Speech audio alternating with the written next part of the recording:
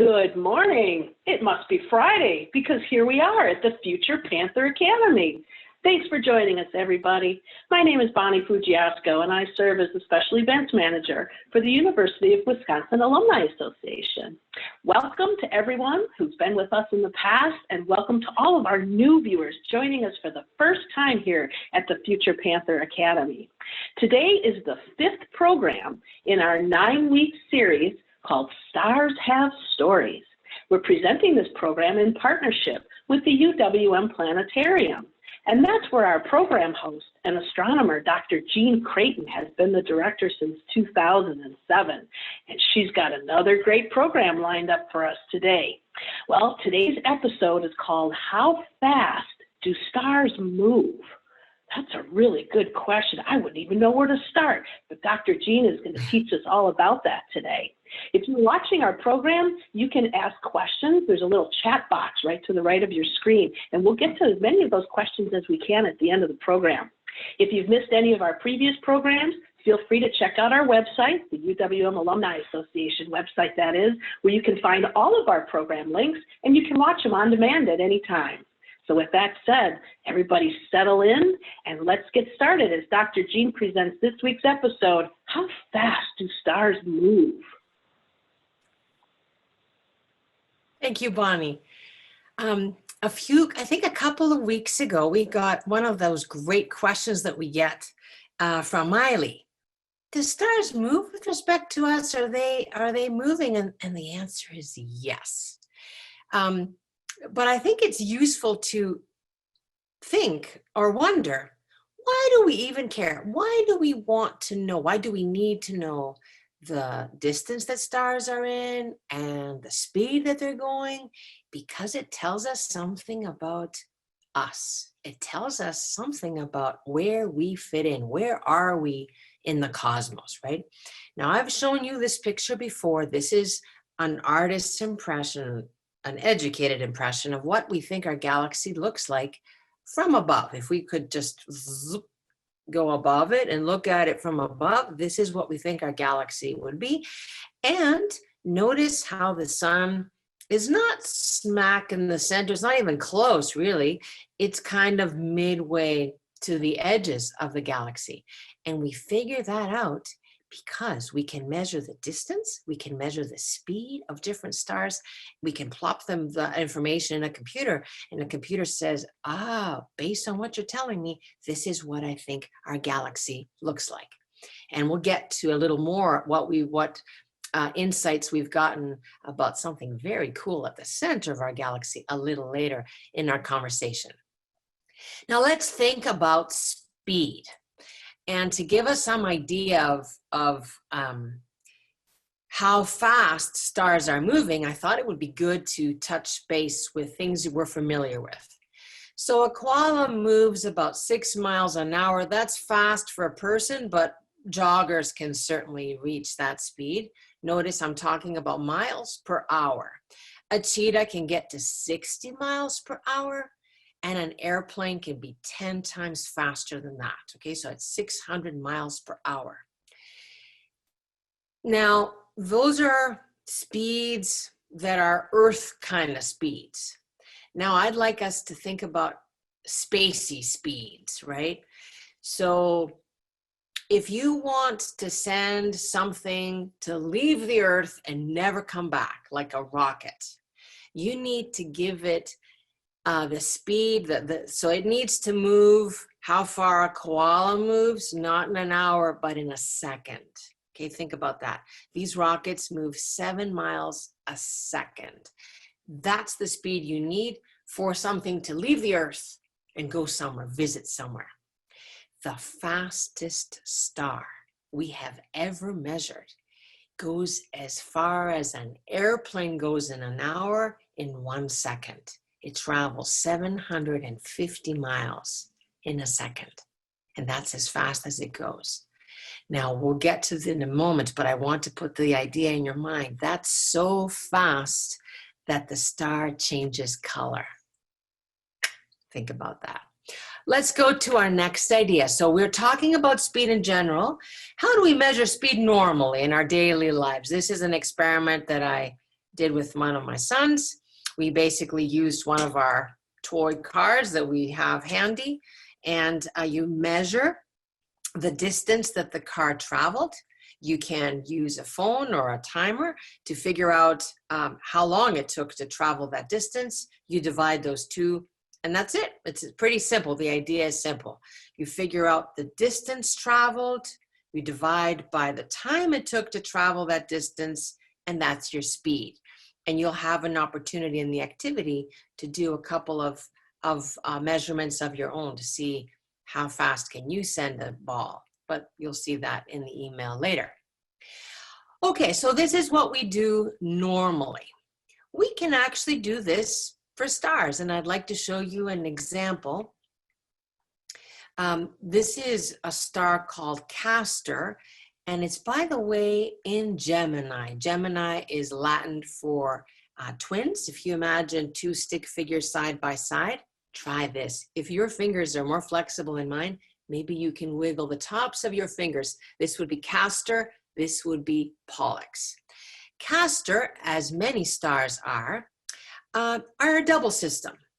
In the middle of the green line, of the loop, I should say, is the star that doesn't seem to be moving much. It must be the heavier of the two stars. And the star that we've been following since 1790 is moving along the green line. We would call that orbit, which is a cool word. One should know that word, orbit. We've been noticing that the star moves in a very distinct way along the green line for the last, 60 years. And it continues to move. This is the image that I found with data up to 1950. Notice the interesting unit, 5 arc seconds. Now, we've talked a little bit about angles before. That just tells me that if I look in the sky, it subtends, that's another cool word. That just means it takes that angle in the sky. And 5 arc seconds is a very small angle for our eyes, but easy peasy for a telescope, okay? So that tells us that this star is moving. Now I have an angle that the star moved.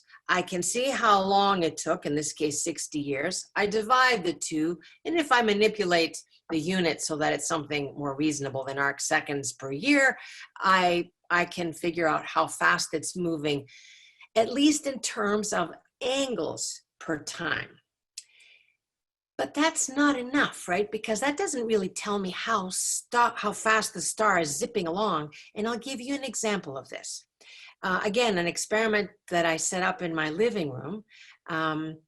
If we look at the distance that the car travels, this is a very slow matchbox car.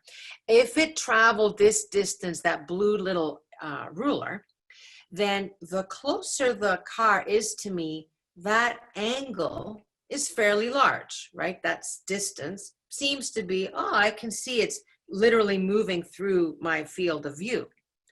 But now let's put that same distance. Let's imagine that the yellow car has moved now to a far distance in the back. You can barely see it, which is why we put a little yellow circle around it, because it's so small. Now that angle is really small. Now I need a powerful telescope to be able to look at that angle. So the distance that, that the object is traveling makes a big difference on how fast it's moving, right? The same angle is going to be indicating a much faster object if it's far than if it's close. So let's think about that for a moment. So I'm just saying that an angle nearby is showing us a slower object for the same angle at a large object. To translate that into length, that would be like miles. We will recap our ideas. We talked about we're interested in speed because if we have a combination of speed and distance, that tells us something about us, that tells us where we are.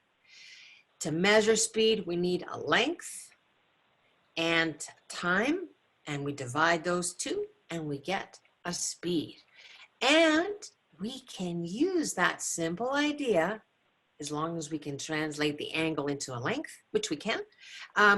We can use that simple idea to measure speeds of stars in units like miles per hour, although really miles per second is going to be a better measurement.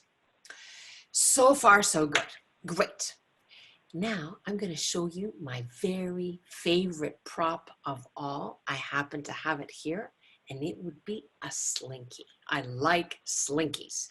Remember the idea we talked about, and maybe some of you are new here today, so I'll just say it. Sometimes to understand the whole universe, I need to understand the very small. I need to understand something like the nature of light or the nature of matter. For Friday morning, that's pretty good. Let's consider here the slinky as representing light, okay?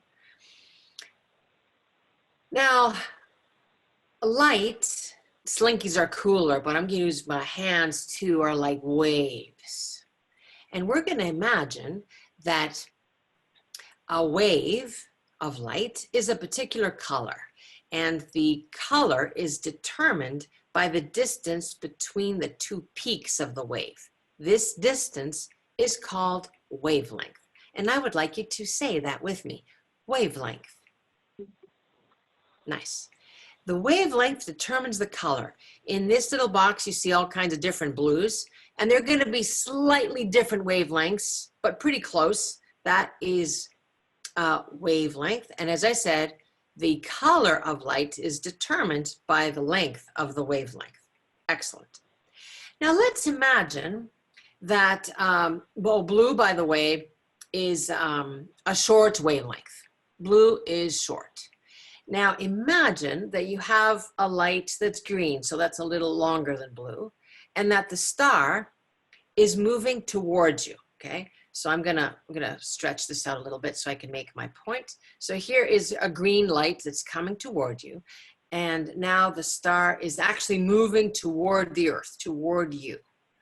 What's happening to the wavelengths? Are they getting shorter or are they getting longer?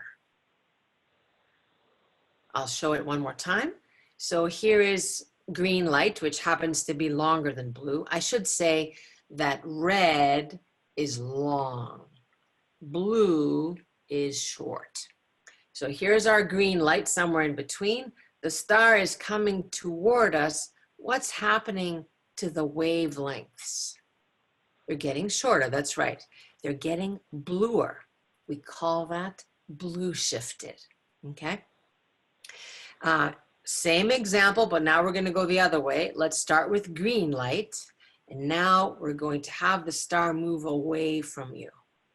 Is it getting bluer or is it getting redder? Might as well look at some red while we're thinking about this.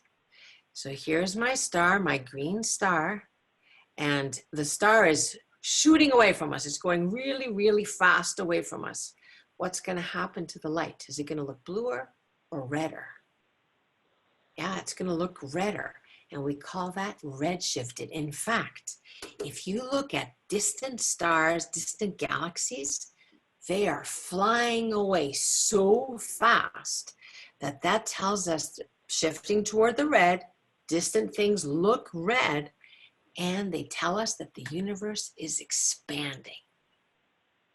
And not only expanding, but accelerating in its expansion, which is so cool. It's an open issue. We're not quite sure why that's happening. I hope that one of you tries to help us solve this problem. Why is the universe accelerating in its expansion? That will have to wait. You're not quite ready to answer that question yet, but it won't be long. You'll get to do that. So we talked about how we can measure the speed of stars that are not so close to us that we can actually see them zipping through the sky, but we see that their color can change, either to the blue, whether they're traveling toward us, because some stars are traveling toward us, and some stars are traveling away from us, and the farther you are, the more likely that they are redder, actually. All right, great. Now, by the way, there's another thing that is interesting about this, and that is that this red shifting, blue shifting is something you experience by hearing it, because sound is waves too, just like this. And every time you're sitting on the side of the road and here's a car and you hear you're hearing that shift. When the car is close to you and it's traveling toward you, you hear a high pitch, and then it kind of lowers the pitch. That's exactly what's happening there. Let's see an example of a star that we've measured the speed. This is the one on the blue. Now we put here explicitly that this is an artist's impression because quite frankly, I would have thought this is a real picture. It looks very realistic with a galaxy. There's a really bright star in the middle, and there is a blue star that we figured out is traveling 750 miles per second. So that's the fastest speed we've ever measured for an individual star, which is awesome. And I just wanted to point that out. That's the bluish star that you see there on the left. Great. What else have we learned?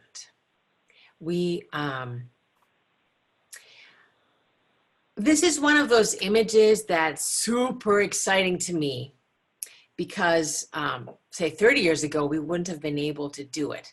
What you're seeing here is the very heart of our Milky Way.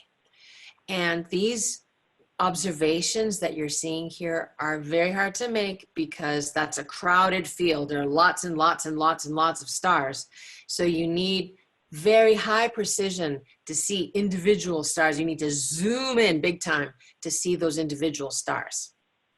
The cool loops that you're looking at are orbits. Remember, we saw the orbit of Castor. These are orbits of individual stars, and we've tried to keep the colors of the orbit separate so you can see which star is which. What's weird about this is that all these stars seem to be moving around something invisible. There is no star where all those orbits seem to be converging. There is nothing there. So what makes them move? We can figure out that they're zipping around at high speeds. We can calculate how much mass is required, like a slingshot, to keep these stars moving. And you need 4 million times the mass of the sun in a volume the size of the solar system. I'll say that again because it's so cool. So in the solar system, how much mass do we have? 1 mass of the sun, because basically everything else is a detail. Doesn't count. It's so small, who cares? We can squeeze in that same volume 4 million suns. And we don't know how to do that unless it's a black hole. This is our evidence, some pieces of evidence, that our galaxy in its center has a super massive black hole. And this is some of the best evidence. By the way, this is someone's work for 20 years. This is a whole team. These are so hard observations that it takes a lot of people and a lot of time to follow these stars and be confident about their location. We're going to zoom out just a little bit to see the center of our galaxy, how it would look like from a little further away, so we can see it's not just that crowded field in the middle, but everybody else around. We're still looking pretty close to the center here, but a lot of the stars are zipping around that black hole as well. So these are the kinds of questions we can answer when we can measure both distances and speeds for stars. And how can you do better than finding black holes at the center of galaxies, not only our own, but others as well? Again, an artist's impression of what a supermassive black hole looks like. Now, look at this picture. Notice how the right side looks a little redder and the blue side looks a little bluer. What does that tell us about the direction of the turning of this material? If the right side is red shifted, that means it's moving away from us, and the blue shifted is coming toward us. That means that this galaxy is moving counterclockwise in this case. So something again to think about, that the color will tell us something. Color tells us lots of things, but in this case, it's trying to hint that the galaxy is moving counterclockwise. Alrighty, so that's a pretty good place to stop. I will point out that color is also very much connected to temperature, and that's going to be something that we revisit, that we talk about next week, and I'm looking forward to, I'm already thinking about how to talk about temperature for stars then. I am hoping, of course, that you have lots of questions. Your questions are always fun to talk about, so I'm looking forward to that. All right, so our first question today comes from Lachlan. Do stars move, spin like planets? They sure do. Stars rotate, that's the term we use. And indeed, if you look at the sun, clearly, carefully, with filters, because it's not safe to look at the sun directly, but if you do look at the sun, you see how its sunspots zip around as the sun rotates. So yes, they do. Nice question, Lachlan. All right, and our next question is from Kevin, and he wants to know, how can you determine that the speed of the star is accurate? I love questions like this, Kevin, because it gets down to the nitty-gritty. Some of the stuff that I talk about sounds easy breezy, but actually sometimes the details to get it right is hard.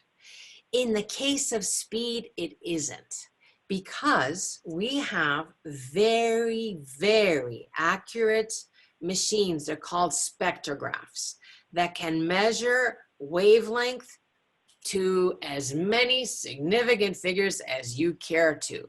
You can get the speed of a star to better than a point in 1,000.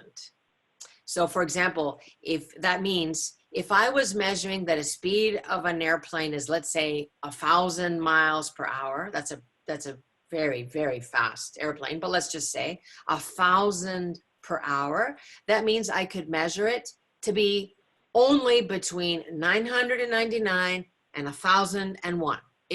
That's it. That's my arrow. That's my accuracy. So I can be measuring that speed of a star very, very accurately. And indeed, this ability has allowed us to measure the speed of planets around other stars. It has opened our eyes. This ability has opened our eyes to what we call exoplanets, planets around other stars. Excellent question. Thank you, Kevin. Awesome. And our next question is from Mikey, and he wants to know, do stars change colors when they move fast? Yes, they do, Mikey. And that's exactly what we talked about earlier. We said that if a star is zipping, now when I say fast, I mean the equivalent of many tens of thousands of miles per hour. But if a star is moving that fast, it can look bluer if it's moving toward us, and it can look redder if it's moving away from us. Now, you might ask, well, what if it's moving like this? Then it doesn't change color, because that doesn't squeeze my wavelengths or stretch them out. It doesn't do anything. So if the star is moving parallel to us, like perpendicular to the line of sight, it doesn't change color. But then if it's moving that way, I have a better chance of seeing it move across the sky. Remember, if it's moving this way or that way, I don't see any movement at all. I just see the change in the wavelength of the light that it sends us. Great questions. You guys rock. Keep it coming. Okay, our next question is from Norma. How can I teach my younger kids astronomy in a way they can understand and enjoy? As a parent myself, I think the best advice I can give you is model that. Model what it is to be curious about the things around you. And if they're really young, you're not going to be able to talk necessarily about stars, although they might be engaged with the night sky. look at worms, look at whatever it is that they're interested in, and try and wonder, how can you give a little bit of background? If you don't know it, you're not supposed to know everything. I know that my kids went through a phase, they wanted to know everything about dinosaurs. Boy, I got good at dinosaurs. I used my library, I looked up things, and we learned together. And that's a great way, I think, to look at astronomy. The programs here that I'm trying to communicate with some younger kids, maybe not very young kids, but would be a way to start, see what they groove with, see what they find interesting, and maybe use an extension, use one of the activities to kind of hone on an idea that we talked about together. But I think modeling is the first thing, just showing your interest, your curiosity, and that goes a long way. Good luck, Norma. All right, our next question is from Crystal. Can the sun and Earth get sucked into a black hole? You know, black holes get such bad rep. It's not even fair. People imagine them as these big Roombas in the sky cleaning up everything. And that's just not how it is, right? A black hole has a gravitational pull, just like anything. And if you are far, then you don't even care. And if you're close, relatively close, then you might be orbiting around it. It only is if when you're very, very nearby that you're going to get sucked in to the black hole. And the sun is so far away. We are so not going into the black hole. It takes light 40,000 years to travel the distance between the sun and the center of our galaxy. There's no way that we are going to fall into the black hole. So I hope that means that you will sleep at ease tonight, Crystal. Not a problem. All right, no worries, Crystal. Here we go. Ariana has a question for us. How do we measure the speed of the sun? That's a great question. If it's the rotational speed, then that's pretty easy because we can look at the sunspots, how they move. So we can see how far did they travel and what time. We're good there. You're asking, I imagine, well, how do we know how far the sun moves through space? And that's a great question because we can't measure ourselves that easily. But here's what we do. Imagine that you are in a car and the car is moving and you look all around at the parked cars. You know they're parked with your brain. But if you just look at what you're seeing, the cars all seem to be moving backward, right? They all seem to be moving in the opposite direction. We look really carefully at the motion of stars nearby and we say, look at all those stars. They all seem to be moving that way. Is it more likely that we are moving forward? So we're able, based on the average speed that these stars seem to have, to figure out, okay, probably what that means is that we are moving this way with the opposite speed. And I make that sound pretty easy. That's a hard measurement to make, but that's how we can calculate the speed of the sun. Excellent question. Yet again, Ariana, thank you. Do we have other questions? No, we actually wrapped up here. Those were excellent questions. Remember, next time we're going to talk about how color connects not to speed like we did today, but how color talks with temperature, how we can find that stars go through different phases, different temperatures at different phases of their life, which will lead us sort of to the following topic. So I'm really thrilled that we were able to talk about something as exciting as speed and distance. And I look forward to our next program. Thank you very much for participating.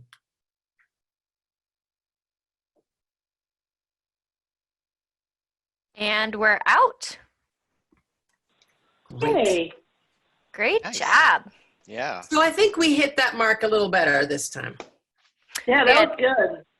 49 start with us and 35 jump on throughout.